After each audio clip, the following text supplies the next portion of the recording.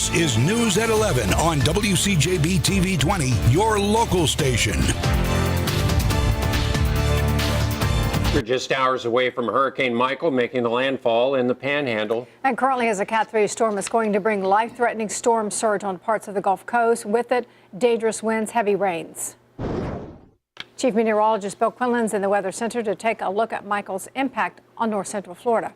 That's right, and it is actually increasing in intensity up to 125-mile-an-hour winds right now. We'll go with your tropical update and see what's going on with the storm out in the Gulf of Mexico as it continues on that track. You can see it several hundred miles to the west of Tampa Bay, going to continue to move off towards the north and approaching Panama City overnight tonight. They're going to get the banding first. We'll probably get some banding in here by early tomorrow morning along the Gulf Coast, and then moving inland later on. Here's the 11 o'clock advisory, winds of 125 miles an hour, movement to the north at 12, so at least the forward speed has not changed, and it is about 220 miles to the south-southwest of Panama City. Going to continue to move on that track to the north, and then to the north and east with time. Here's the forecast cone right now, expected to be a Category 4 by 8 o'clock tomorrow morning, and then making landfall somewhere between noontime and 2 o'clock in the afternoon, and then continuing to head off towards the north and the east across southern parts of Georgia, which is when we will most likely start to see more of an impact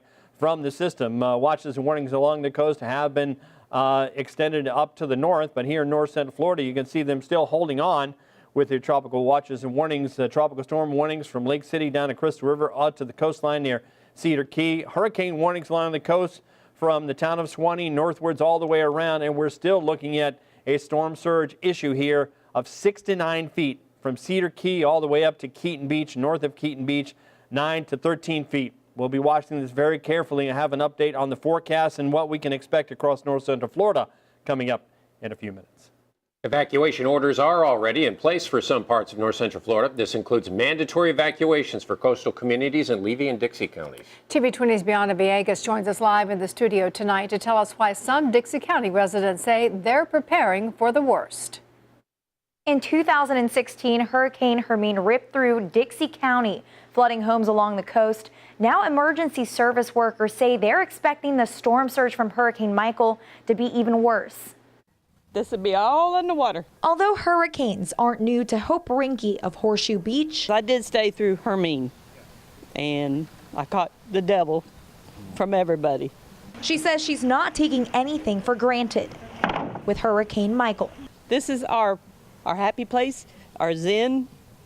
We come here with the grandkids and fish, have fun, make memories. Moving boats, golf carts, and tables to higher ground. It's scary because you don't know when you come back down if you'll have your place.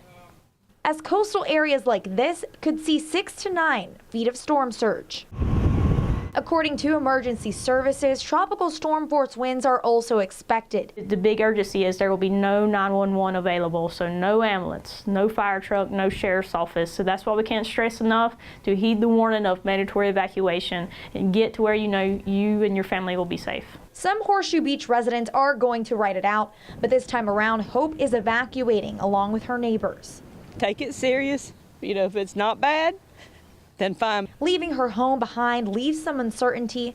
However, we hopefully will dodge a bullet.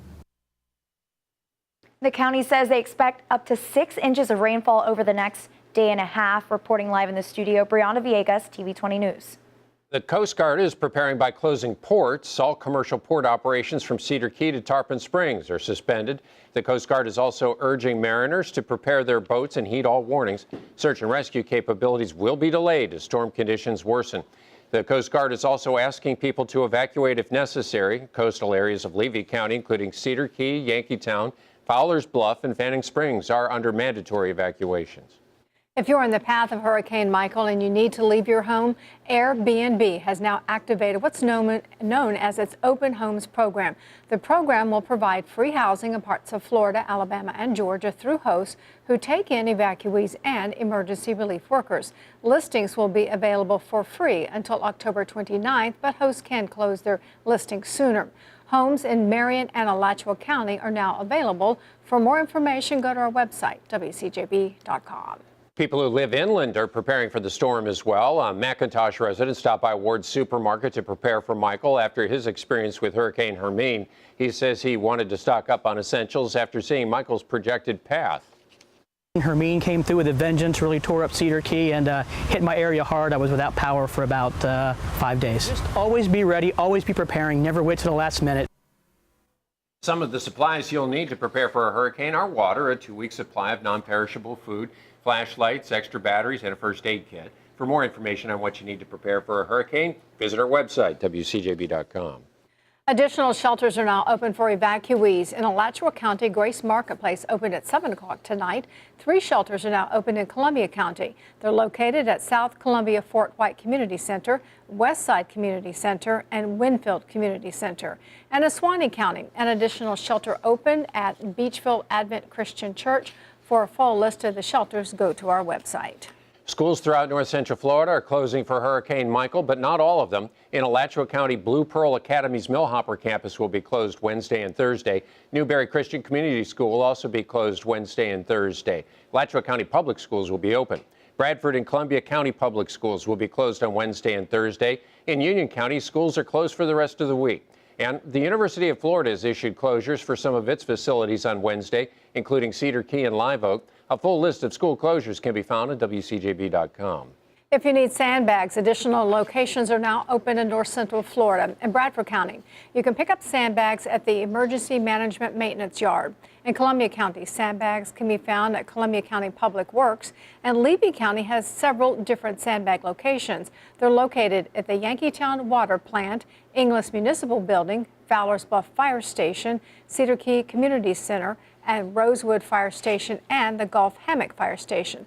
A full list of those locations can be found on our website. It's a case of neighbor helping neighbor. The Bread of the Mighty Food Bank in Gainesville received 2 truckloads of food and water from Tampa today. They started handing it out right away. And it wasn't just for residents of Alachua County. TV20's Valera Thomas introduces us to 2 people who came from Dixie County to get ready for the hurricane. Nothing but gratitude. That is the reaction Dixie County resident Sherry Cofield receives when helping her community, which she has helped for 7 years. Sherry has been distributing food and personal items from Bread of the Mighty Food Bank to Dixie County through an organization called Heart of a Servant Outreach Ministries. Everything that we do as part of a food distribution. Food is always there because food brings people together. Sherry remembers how the community was in need of food during last year's hurricane and wanted to continue the support. We fed a tremendous amount of people. A lot of them, their refrigerators and freezers, they lost everything that was there because of the length of time that the electricity was out, and they were so appreciative. Sherry says she's thankful for the Bread of the Mighty Food Bank to be there to distribute food to surrounding counties. We're not just doling out food. We're assessing needs as people are coming through the line. A tearful moment happened during the interview when Terry Ortega, who was helping Sherry bring back food to Dixie County, remembers how she was in need last year. It was because of you that we are doing okay today. The compassionate law enforcement officer asked me if I could help her with food, and which we did, and she's doing now. She's a part of our ministry. Yes. Yeah, I'm eager to go help and do what I can to. Because others, I've been there. Terry remembers what a sheriff's deputy told her during her time of need. Dixie County Sheriff said, we'll never let your family go hungry, and introduced us to your organization, so it was precious. After hearing what Terry had to say, Sherry had one last thing she wanted to share. This is a blessing. This is truly a blessing. And when we receive our blessings, they multiply. Neighbor helping neighbor, just like county helping county. Reporting in Gainesville, Valera Thomas, TV20 News. Meridian Behavioral Health Care will close down some of its locations in north central Florida. Locations in Chiefland, Cross City, Live Oak, and Trenton will be closed tomorrow. Crisis emergency services will remain open in Gainesville and Lake City for patients. Meridian plans to return to normal hours in those locations on Thursday. The Florida Department of Corrections is closing its central office in Tallahassee and probation offices across the state due to Hurricane Michael. Offices in north central Florida are impacted. Probation offices in Alachua, Bradford, Columbia, Dixie, Gilchrist, Levy, Suwannee, and Union counties will be closed Wednesday and Thursday. A sign will be placed on the doors of those offices to show that they are closed. Today is the last day to register to vote for the November general election. You can register until 11:59 p.m. at registertovoteflorida.gov. For counties whose supervisor of elections offices are closed today due to Hurricane Michael, paper applications will be accepted on the day that office opens back up. And as we just mentioned, Hurricane Michael is expected. It is better organized right now, and it could strengthen to a Cat 4 by the time it makes landfall tomorrow. Reporter Brian Todd shows us why Destin is a community that's especially vulnerable to this coming storm. Tonight, after brushing past Cuba with heavy rains and strong winds, a strengthening Hurricane Michael is now plowing toward Florida. The Panhandle is bracing for impact. Hurricane Michael is a massive storm that could bring total devastation to parts of our state. Water along coastal inlets and roadways is already rising. Last-minute preparations, sandbagging doorways, boarding up buildings, clearing the beaches, gassing up cars, and buying up supplies. We opened at 6. By 6:15, we sold out of every generator we had. This couple even moved up their wedding by a day, not waiting until tomorrow to tie the knot. We bumped it up to Tuesday night, sunset, and then we bumped it up to this morning. More than 20 million people are under a hurricane or tropical storm watch or warning across 5 states. Authorities declaring coastal evacuations, preparing shelters, and asking residents in harm's way to get ready. You've got to take care of yourself. 3 days of food, 3 days of water, have your medicine, know your evacuation route. Make sure you have fuel in the gas tanks. On the Mid-Bay Bridge, leaving the Gulf Coast at Destin, outbound traffic is slow but steady. Destin's mayor says his biggest concern is storm surge. What's the biggest mistake people make? The biggest mistake is what the police department, the fire department hates the most, is people going out during a storm. They want to be sightseers. That curiosity makes people make bad decisions. We certainly hope there's a minimal amount of those done, because this looks like a big storm. That's so true, Bill. A lot of times you'll see people, there comes the storm, and then they want to get out and drive through the water. One of the largest storms we've seen in the Gulf of Mexico for quite some time. Going to be devastating for the state of Florida, but will it impact us here in north central Florida? All that in just a few minutes.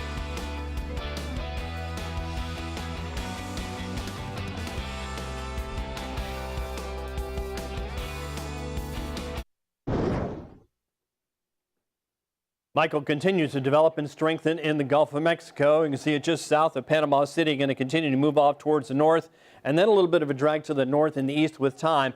But the structure of the storm is incredible. As it moves through the Gulf, it has actually picked up some steam and going to increase its wind field as it moves towards the Gulf coastline. Now, we are expecting to see the rain bands move in as we head overnight tonight in the northern Gulf, and then possibly for the morning hours here in north central Florida, especially along the Gulf Coast. So from Crystal River to Cedar Key, Horseshoe Beach, and areas of Keaton Beach, we could see some tropical storm conditions even in the morning hours right near the coastline. Hurricane hunters have been in there for this evening and watch the wind speeds. 127 mile an hour, 10-second gusts, and surface pressure 944 millibars. The lower the pressure, the stronger the storm, and the pressure keeps dropping with this. Now a Category 3 with 125 mile an hour winds, movement to the north at 12, at 27.1 north, 86.5 west, about 220 miles to the south-southwest of Panama City. So in this direction here, going to continue on that track for a bit. You can see the eye really starting to show when we get the radar. Now the radar doesn't reach that far out into the Gulf of Mexico, so it's just coming into range now. As this gets closer, we'll probably see more of these bands showing up and continuing to move inland. This will also cause significant flooding problems for the Panhandle. Even parts of north central Florida could see anywhere between 2, 4, 6, even 8 inches of rain, especially on the coastline, as these bands begin to move in. It's going to be an extended period of heavy rain in a few isolated spots, and also isolated tornadoes will be moving in with these bands to the north and east of the center. That's one of the threats we have here in north central Florida. Will be flooding and also the possibility of some tornadoes for tomorrow afternoon in interior sections. Here we go with the storm track from the National Hurricane Center at Category 4. That's 130 mile an hour, moving to the north and continuing on that track as it moves probably between Apalachicola and Panama City, and then heading into southwestern Georgia, still as a Category 1 hurricane with 80 mile an hour winds at that point by Wednesday afternoon, Wednesday evening, and that's when we could start to see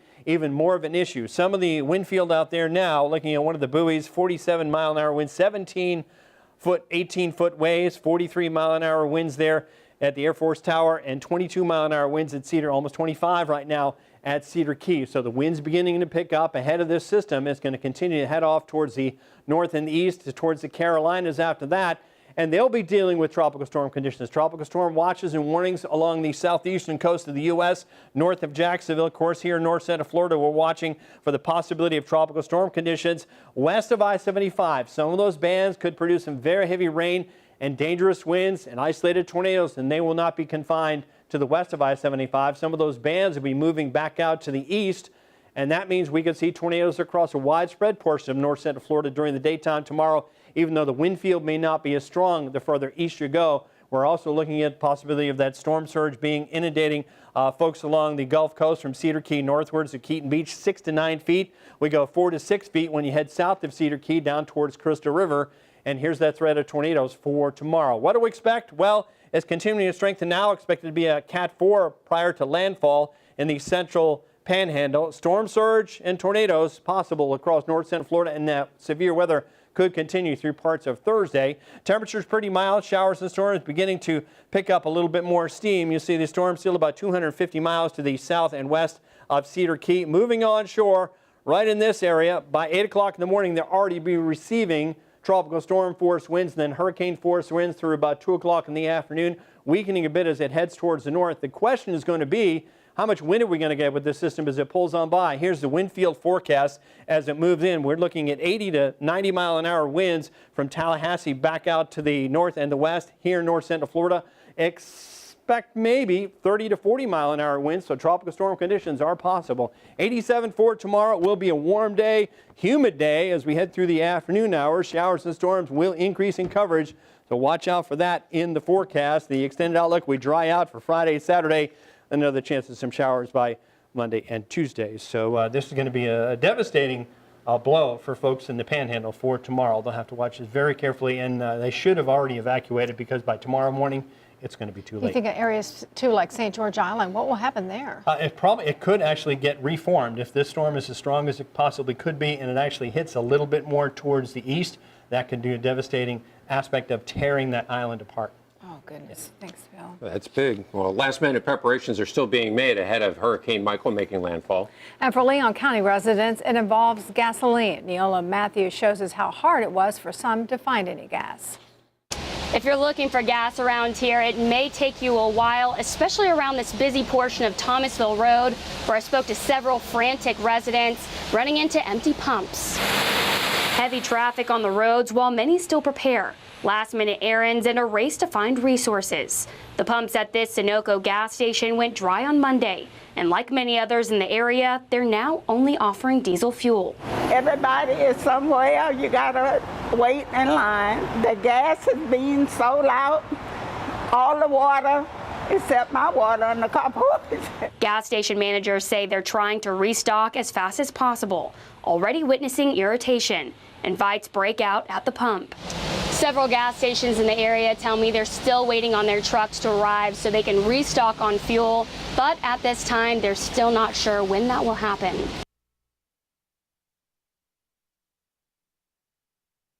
And while we track the hurricane, the federal government plans to help the state of Florida. TV 20's Washington correspondent Kyle Madura explains how the federal government plans to help us weather the storm. In an afternoon briefing call, FEMA officials say the storm is strengthening and will be devastating when it hits.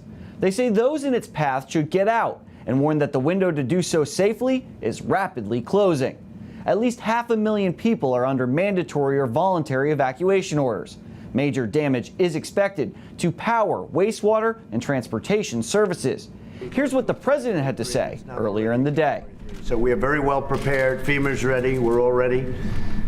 Spoke with Governor Scott, spoke to everybody that you have to speak to, and I think that hopefully we'll get lucky, but maybe that won't happen. But we're prepared. FEMA and other response organizations say despite that preparation, power will go out and life-saving services may not be available during and immediately after the storm. They'll do everything in their power to reestablish safety, security, food, water, health, and hazardous waste systems when the storm takes them offline. Those on today's briefing call say 18 Red Cross evacuation shelters are open. They won't be comfortable though, and anyone planning on riding out the storms in one should bring prescription meds, blankets, clothes, hygiene products, and important documents. In the Washington News Bureau, I'm Kyle Madura. Coming up next, the Gulf certainly is bracing for Michael. We'll hear what Governor Scott has to say when the TV 20 News at 11 returns.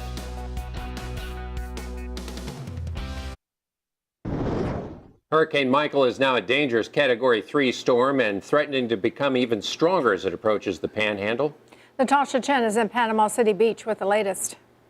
Hurricane Michael, a monstrous, life-threatening storm, is intensifying as it barrels through warm Gulf waters on course to make landfall along the Florida Panhandle Wednesday afternoon. Emergency officials are sending out a dire warning for people in the path. Get out now. This storm is dangerous, and if you don't follow warnings from officials, this storm could kill you. Hurricane Michael is threatening a huge 300-mile chunk of coastline from Florida to Alabama. Some roads are already turning into rivers. President Trump is declaring an emergency, opening up federal disaster aid ahead of the storm. We are very well prepared. FEMA's ready. We're all ready. Potentially lethal storm surge up to 12 feet high is expected, along with relentless heavy rains expected to trigger flooding and high winds that could cause widespread power outages. Thousands of National Guardsmen and hundreds of Florida state troopers are on alert, ready to head into life-threatening situations. Our priority is going to be on life-saving. Many store shelves are running empty as people who are braving the storm stock up for what is expected to be a long recovery ahead. We had people at our doors at 5:30 this morning wanting to come in. We opened at 6. By 6:15, we sold out of every generator we had. In Panama City Beach, Florida, I'm Natasha Chen reporting. Well, despite the weather, the show must go on when it comes to high school sports. We'll take you there next.